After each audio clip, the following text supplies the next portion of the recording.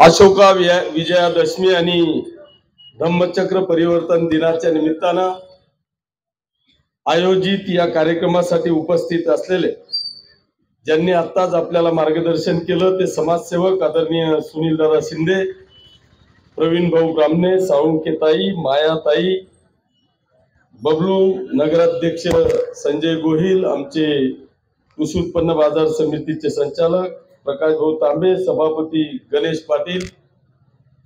मंचावर उपस्थित असलेले सर्व समाज बांधव, सर्व व्यासपीठ समोर उपस्थित असलेले सर्व समाज बांधव, बाबासाहेबांवर प्रेम करणारे सर्व बंधू भगिनी आणि मित्रांनो, मी पहिल्यांदा आपल्याला सगळ्यांना आजच्या या विजयादशमीच्या आणि धम्मचक्र परिवर्तन दिनाच्या निमित्तानं मी मनापासून शुभेच्छा देतो। बांधवांनो, मी स्वतःला भाग्यवान समजतो की जी गेल्या अनेक वर्षापासूनची आपल्या सगळ्यांची मागणी होती, ती मागणी पूर्णत्वास नेण्याकडे संजयजी गोहिल नगराध्यक्ष असताना 2020 मध्ये आपण नगरपालिकेमध्ये एकमताने ठराव केला। त्या ठरावाला अनुसरून जी काही मागणी आमच्या सर्व समाज बांधवांची होती त्या मागणीला तत्परता दाखवत या जिल्ह्याचे जिल्हाधिकारी यांची 2-4 वेळा भेटी घेऊन या विषयाला मार्गी लावण्यासाठी जो काय पाठपुरावा केला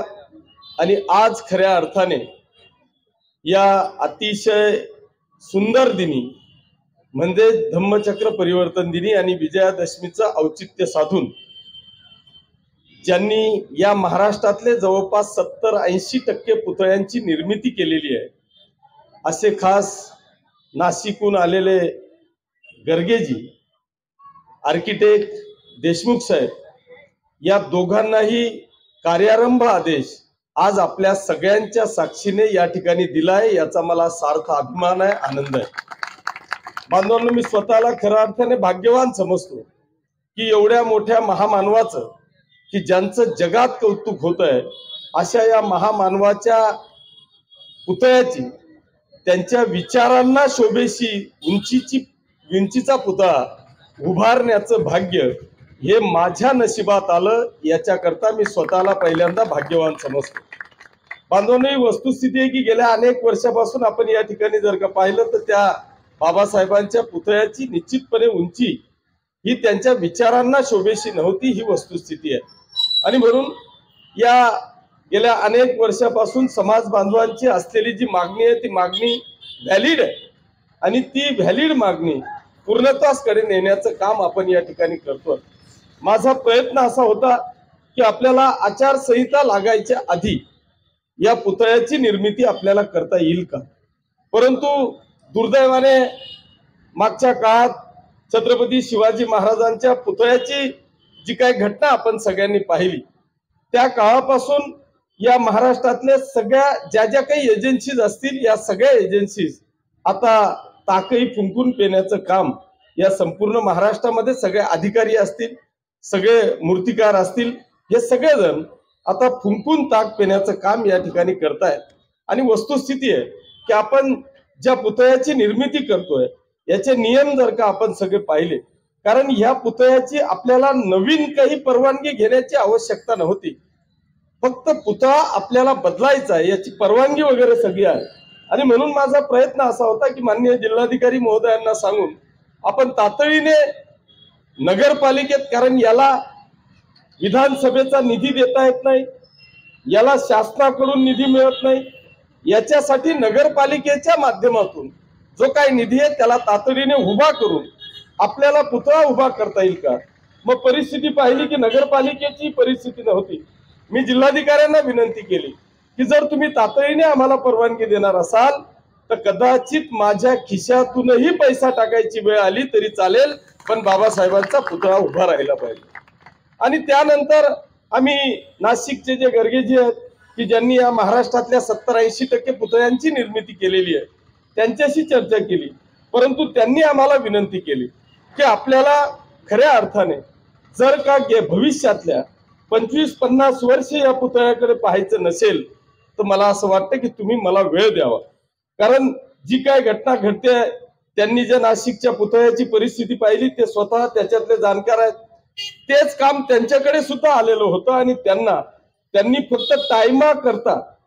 मला पाहिजे असलेला वेळ जर का तुम्ही मला देणार असाल तरच मी हे काम घेतो, अन्यथा मी घेत नाही, अशा पद्धतीची विनंती त्यांनी केली आणि त्यांच्याकडे आलेलं काम त्यांनी नाकारलं. आणि म्हणून मी देखील आपल्या समाज बांधवाती शिष्टमंडळाला, प्रवीणजी आणि यांना सगळ्यांना मी सांगितलं की आपण उगाच घाई करण्यापेक्षा याला कुठेही गालबोट लागणार नाही. येणाऱ्या भविष्यातल्या 25-50 वर्ष म्हणजे त्यांनी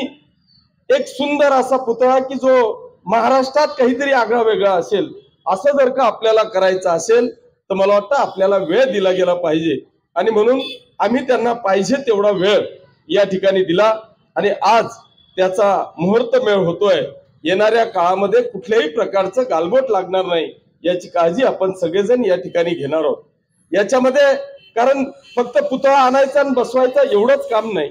तर पूर्वीचा पुतळा काढून त्यांना सन्मानाने आपल्याला कुठे, कारण त्याचे जप्तीचे याचे त्याचे अनेक कायदे आहेत आणि त्या सन्मानाने आपल्याला ह्या पुतळ्याला कुठेतरी दुसरीकडे काहीतरी देता येईल का, त्या पुतळ्याची विटंबना होणार नाही याची काळजी आपल्याला सगळ्यांना घ्यावी लागणार आहे. हा पुतळा बसवताना नुसता आणून तिथे ठेवायचा नाही, तर हे खालचं सगळं स्ट्रक्चर सुद्धा आपल्याला नव्याने त्या ठिकाणी उभं करावं लागणार आहे. त्या स्ट्रक्चर बरोबरच आता आपण जी काही मागणी केली की या ठिकाणी थोडीशी ह्या बाजूने आपल्याला जागा वाढवता येईल का, निश्चितपणे मी तर खरं म्हणजे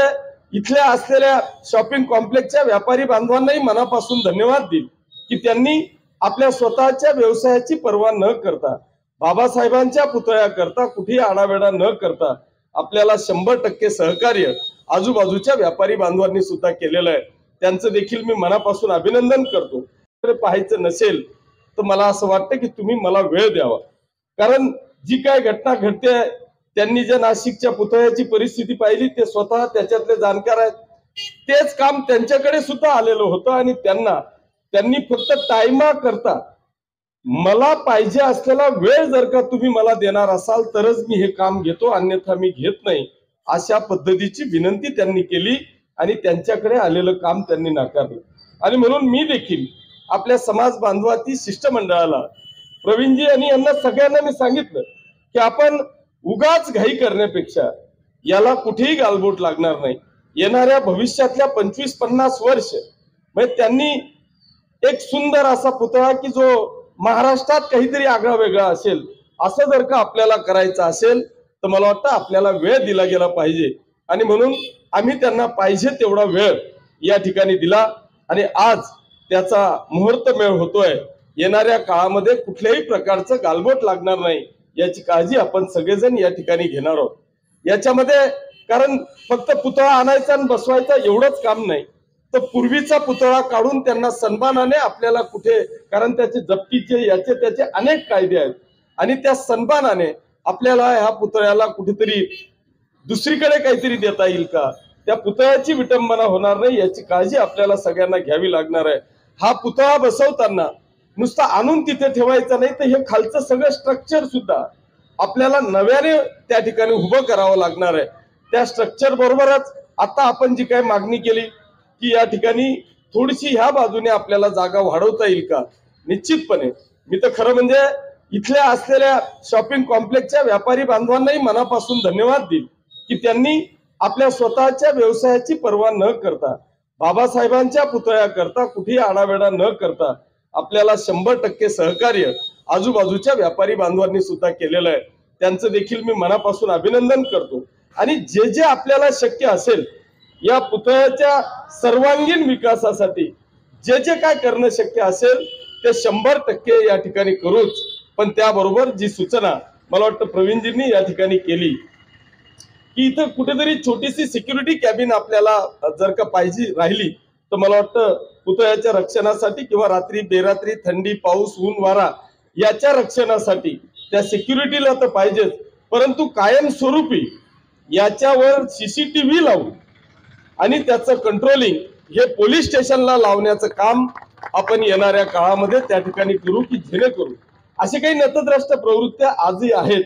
की ज्यांना या गावाची, शहराची, तालुक्याची शांतता पाहवली जात नाही,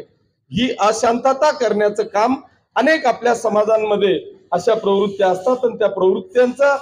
त्यांच्यावर देखरेख करण्यासाठी मला वाटतं तिसरा डोळा हा सीसीटीव्हीच्या माध्यमातून या ठिकाणी लावण्याचं काम आपण या पुतळ्याच्या निर्मितीच्या टायमाला करू अशी ग्वाही या निमित्तानं मी देतो।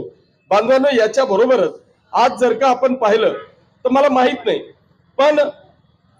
काय कायदे आहेत, आता मी कायदे मंडळाचा सदस्य आहे, पण एका बाजूला जर का पाहिलं तर फक्त शब्दांची खल सुनील भाऊ या ठिकाणी आहे की इथे मी महात्मा ज्योतिबा फुलेंचं स्मारक उभा करू शकतो आणि पुतळा उभा करू शकत नाही, छत्रपती संभाजी महाराजांचं स्मारक उभं करू शकतो आणि पुतळा उभा करू शकत नाही। ही जी काही शब्दांची खल आहे, हरकत नाही, आता त्या कायद्याचं पालन आपण सगळेजण करतो। पुतळ्याची विटंबना होऊ शकते पण तिथं लावलेल्या फोटोची विटंबना होत नाही। अशा ज्या काही गोष्टी आहेत या सगळ्या गोष्टींना आपण बाजूला ठेवू, पण येणाऱ्या काळामध्ये बाबासाहेबांच्या बरोबरच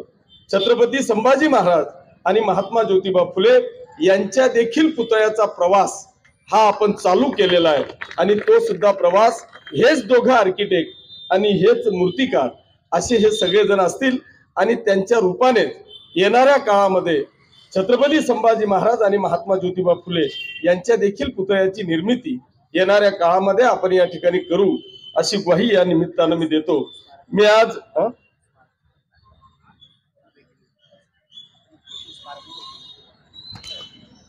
हरकत नाही, आता अनेक सूचना येत आहेत पण त्या सूचनाचं पालनही करायचं आहे, पण परिस्थिती अशी आहे, माझी आज 10 वाजेची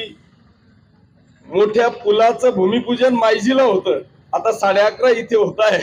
त्याच्यामुळे जेवढा घाम मला फुटतोय ना तेवढा तिथं उभे राहणाऱ्यांनाही फुटतोय।